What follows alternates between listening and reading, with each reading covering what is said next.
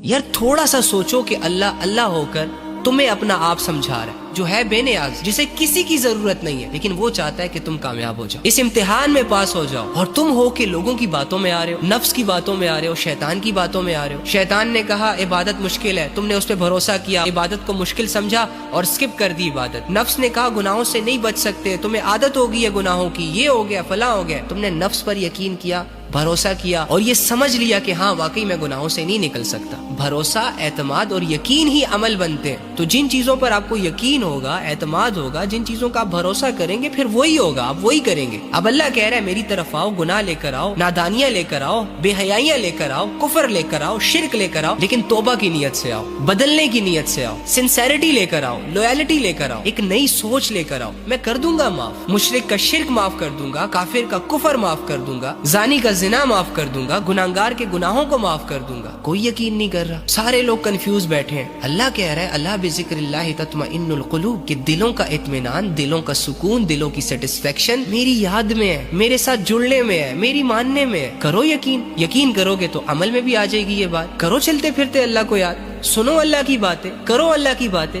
पढ़ो अल्लाह की बातें। अगर यकीन होता तो फिर ये सारे एक्शंस भी होते, फिर हम यूं ही ना बैठे रहते। कभी एक से कहते हैं दुआ कर दो, कभी दूसरे से कहते हैं भाई तुम हमारे लिए दुआ करो। यार तुम क्या करोगे?